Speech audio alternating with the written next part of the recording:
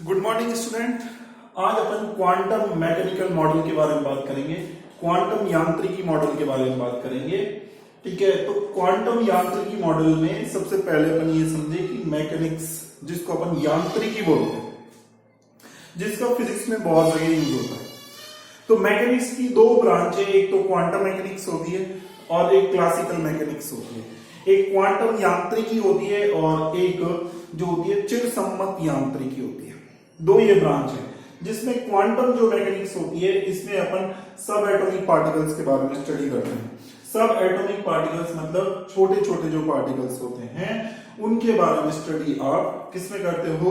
Quantum mechanics में। और classical जो मैकेनिक्स होती है बच्चों, उसमें अपन क्या करते हैं? मैक्रोस्कोपिक पार्टिकल्स के बारे में स्टडी करते हैं। इसमें क्या चीज आती है? इसमें न्यूटन्स के लॉ आते हैं। न्यूटन्स का लॉ जिसको अपन बोलते हैं F = ma, जो सेकंड लॉ है आपका।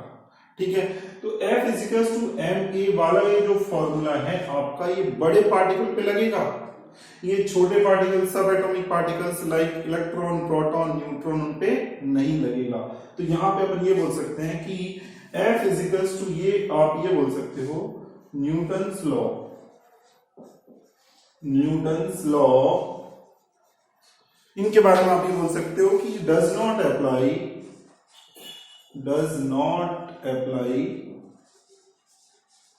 on small particles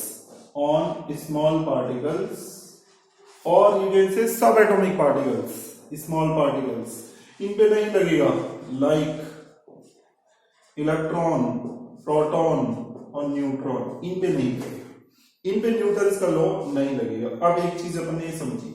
दूसरी चीज देखो, अपन यहां पे इलेक्ट्रॉन के बारे में पूरा पढ़ेंगे।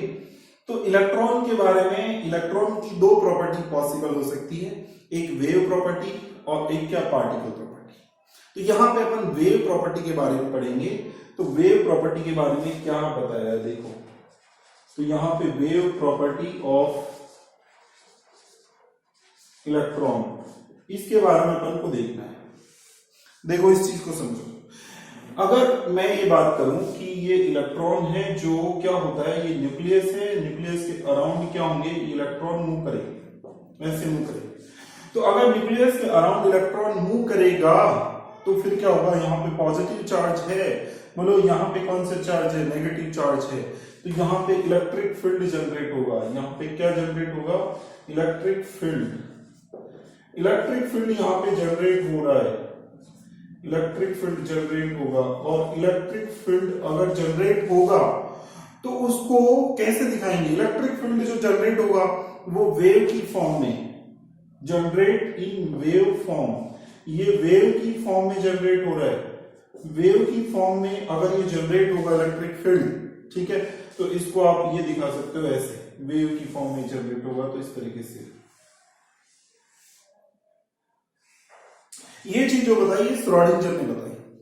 और जब ये वेव की फॉर्म में यहां पर इलेक्ट्रिक फील्ड जनरेट होगा, ठीक है, तो यहां पे अपन एक बात बोल सकते हैं कि इस इलेक्ट्रॉन के लिए आप ये इक्वेशन काम में ले सकते हो, जिसको अपन, ये जो अपन बोल रहे हैं ये टर्म्स जिसको बोलते हैं साई, जो वेव फंक्शन होता है। साई जो क्या होता है? वेव फंक्शन, तरंग फलन होता है। ठीक है, ये जो तरंग फलन है ये अपन लिख सकते हैं वेव फंक्शन, ये अपन लिख सकते हैं। जब इलेक्ट्रॉन, अगर इलेक्ट्रॉन जो है वो तीनों डायरेक्शन में मूव कर सकता है। इलेक्ट्रॉन एक्स एक्सिस पर मूव कर सकता है, इलेक्ट्रॉन वाई एक्सिस पर मूव कर सकता है, इलेक्ट्रॉन जेड एक्सिस पर मूव कर सकता है। इलेक्ट्रॉन सब डायरेक्शन में मूव कर सकता है। हो सकता है इलेक्ट्रॉन जो है वो ऐसे इस डायरेक्शन में मूव कर रहा हो सकता है इलेक्ट्रॉन ऐसे मूव कर रहा हो सकता है इलेक्ट्रॉन ऐसे मूव कर रहा हो। तो ये एक्स, वाई, जेड सब एक्सिस पर मूव कर सकता है इलेक्ट्रॉन। और अगर मान लो, ये मानते हैं अपन, ठीक है, कि इलेक्ट्रॉन अगर एक्स एक्सिस पर मूव कर रहा है, तो एक्स एक्सिस पर जब वो मूव करेगा तो उसका तरंग फलन, ठीक है, उसका जो है वेव फंक्शन साई, जिसको आप बोलोगे वो क्या लिखोगे? साई आप जो लिखोगे उसका वो लिखोगे, ये आप लिखोगे ए जो है यहाँ पे एम्पलीट्यूड को बताएगा, ये एम्पलीट्यूड है ए, ठीक है। और ए और उसके बाद क्या लिखोगे? साइन, और क्या लिखोगे? 2 पाई अपॉन लैम्डा और इनटू एक्स। ये तब लिखेंगे जब इलेक्ट्रॉन जो है वो एक्स एक्सिस के अलॉन्ग मूव कर रहा है। एक्स अक्ष पर मूव कर रहा है तब उसका तरंग फलन जो लिखा जाएगा वो ये लिखा जाएगा। और तरंग फलन क्यों लिख रहे हैं? तरंग फलन इसलिए लिख रहे हैं क्योंकि इलेक्ट्रॉन जो है, इलेक्ट्रॉन और ये न्यूक्लियस, इसके बीच में क्या हो रहा है यहाँ पे, इन दोनों की वजह से इलेक्ट्रिक फील्ड जनरेट हो रहा है। चार्ज है यहाँ पे, चार्ज पॉजिटिव और नेगेटिव चार्ज है, इलेक्ट्रिक फील्ड जनरेट हो रहा है। और ये इलेक्ट्रिक फील्ड किसकी फॉर्म में जनरेट हो रहा है? वेव की फॉर्म में। और जब वेव की फॉर्म में इलेक्ट्रिक फील्ड जनरेट होगा तो उसको दिखाने के लिए एक तरंग फलन दिखाएंगे अपन, एक वेव फंक्शन काम में लेंगे जो होगा psi is equal to a sin 2 pi upon lambda x। यहाँ पे x तब यूज करेंगे जब इलेक्ट्रॉन कौन सी डायरेक्शन में मूव करेगा? x डायरेक्शन में मूव करेगा। ठीक है, तो यहाँ पे when electron move on x axis, जब इलेक्ट्रॉन किस पर मूव करेगा? x एक्सिस पर मूव करेगा, तब अपन ये फॉर्मूला काम में लेंगे। इलेक्ट्रॉन तीनों एक्सिस पर मूव कर सकता है, एक्स एक्सिस पर, वाई एक्सिस पर, जेड एक्सिस पर। तो सिर्फ अपन इसमें प्रोबेबिलिटी की बात करेंगे। इसमें श्रोडिंगर ने यही बताया कि प्रोबेबिलिटी जो है वो चीज यहाँ पे इंक्लूड करनी पड़ेगी, क्योंकि इलेक्ट्रॉन एक्सिस पर मूव कर सकता है, इलेक्ट्रॉन वाई एक्सिस पर भी मूव कर सकता है, इलेक्ट्रॉन जेड एक्सिस पर भी मूव कर सकता है। हो सकता है एक प्रोबेबिलिटी है कि इलेक्ट्रॉन एक्स एक्सिस पर मूव कर रहा है, तो इलेक्ट्रिक फील्ड जो जनरेट हो रहा है वेव की फॉर्म में, उसका वेव फंक्शन जो है साई, वो क्या लिखोगे? a sin 2 pi upon lambda, और क्या लिखोगे? एक्स लिखोगे। इस तरीके से आप ये बोलोगे। अभी और कुछ और आगे अपन बात करते हैं, देखते हैं आगे।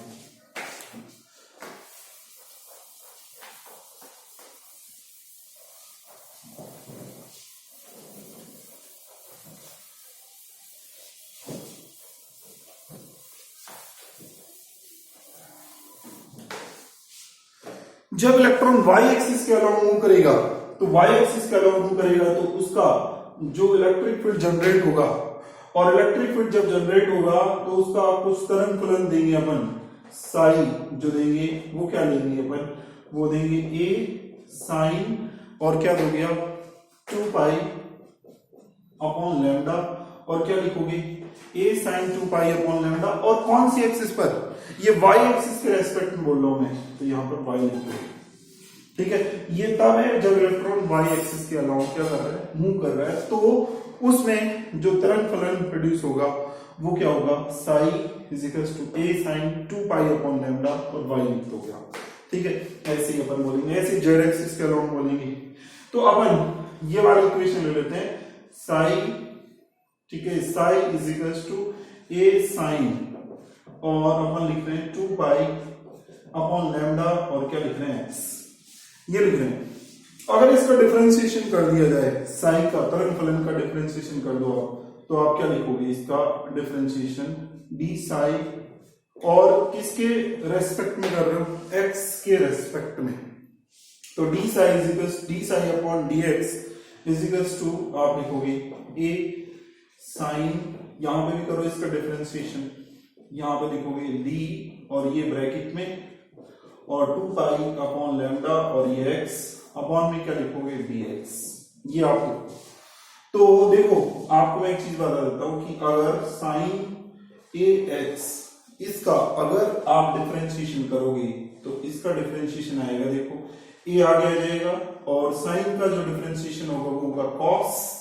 ठीक है, और फिर आप लिखोगे वापस ax, इसका डिफरेंशिएशन आप ये लिखोगे। ठीक है, तो अब इसका डिफरेंशिएशन लिखो तो क्या आ जाएगा? d psi upon dx is equal to, यहां पे देखो जो कांस्टेंट है ये है, तो ये कांस्टेंट को आप आगे ले लो, 2 पाई अपॉन लैम्डा, ये आगे ले लिया अपन ने। ठीक है, और क्या लिखोगे? साइन का cos। ठीक है, और यहां पर क्या रहेगा? ax, तो मतलब 2 पाई अपॉन लैम्डा, और क्या होगा? x। या आप इस पे क्या लिख दोगे? और a इसमें बचा हुआ है, तो a को आप आगे लिख दो। ठीक है, तो इस तरीके से आपने क्या लिख दिया? इसका क्या कर दिया? ये डिफरेंशिएशन कर दिया।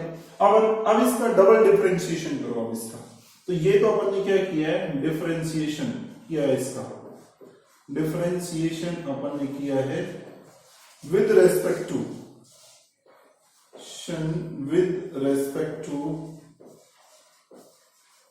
एक्स के रेस्पेक्ट में डिफरेंशिएशन किया है। डबल डिफरेंशिएशन करो इसका। अगर इसका डबल डिफरेंशिएशन करेंगे तो क्या बनेगा? देखो, ये आएगा डी स्क्वायर, और क्या? साई अपॉन और क्या लिखोगे dx² is equal to double differentiation करेंगे। तो डबल डिफरेंशिएशन करेंगे तो यहाँ पे देखो ये इसका डिफरेंशिएशन करोगे तो क्या करोगे आप, क्या लिखोगे? देखो ये जो चीज है वो तो आपकी a और क्या आएगा 2 पाई अपॉन लैम्डा, ये एज इट इज। और cos का डिफरेंशिएशन करेंगे तो क्या आएगा sin और 2 पाई अपॉन लैम्डा जो है ये जो है वो आपका आगे आ जाएगा। अगर आप इसका डिफरेंशिएशन लिखोगे तो क्या लिखोगे cos और ax, इसका डिफरेंशिएशन क्या लिखोगे? इसका डिफरेंशिएशन देखो क्या आएगा, ये आएगा cos का जो होगा वो क्या हो जाएगा sin और नेगेटिव में sin, ठीक है। और a को क्या ले आओ, आगे ले आओ, तो a को आगे लाओगे तो नेगेटिव a और sin और क्या होगा ax। तो ऐसे इसका डिफरेंशिएशन कर लो। तो ऐसे इसका डिफरेंशिएशन करोगे तो ये cos का क्या हो जाएगा, cos का हो जाएगा यहाँ पे नेगेटिव आ जाएगा और क्या आ जाएगा sin, ठीक है। और ये 2 पाई अपॉन लैम्डा क्या आ जाएगा आगे 2 पाई अपॉन लैम्डा, ये आगे आ जाएगा, ठीक है। तो 2 पाई अपॉन लैम्डा आगे आ गया तो आप लिख दोगे ऐसे 2 पाई अपॉन लैम्डा इनटू क्या लिखोगे sin, ठीक है। और क्या आ जाएगा, और इसके बाद लिखोगे यहाँ पे ये तो ऐसे कैसे रहेगा, तो लिख दोगे 2 pi upon lambda into x, ठीक है। ये इसका आपने क्या कर दिया, डबल डिफरेंशिएशन कर दिया। तो डबल डिफरेंशिएशन करने पर आपके पास ये वैल्यू आ रही है। अच्छा, फिर उसके बाद जो आप लिखोगे यहां से इसको, तो आप लिखोगे d² और क्या लिखोगे साई, ठीक है। और क्या लिखोगे dx² और यहाँ पे नेगेटिव a और क्या लिखोगे 2 पाई कितना हो जाएगा 4 पाई स्क्वायर अपॉन में क्या लिख दोगे लैम्डा स्क्वायर, ठीक है। और यहां से देखो एक इसको आप नेगेटिव ये रहने दो और ये जो टर्म्स है a साइन और क्या लिखोगे 2 pi upon lambda into x। इस टर्म्स को क्या लिख सकते हो, इस टर्म्स को अपन बोलेंगे यहां से देखो, इस टर्म्स को क्या बोलेंगे, इस टर्म्स को साइड बोल देंगे। तो साइड बोलेंगे तो आपके पास जो इक्वेशन आ जाएगी ये आप जो लिखोगे वो लिख दोगे यहाँ पे d² psi upon dx² is equals to negative 4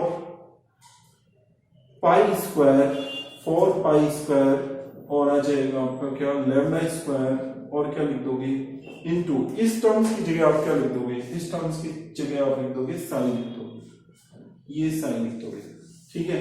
ये आपके पास आ गया, ठीक है। इसके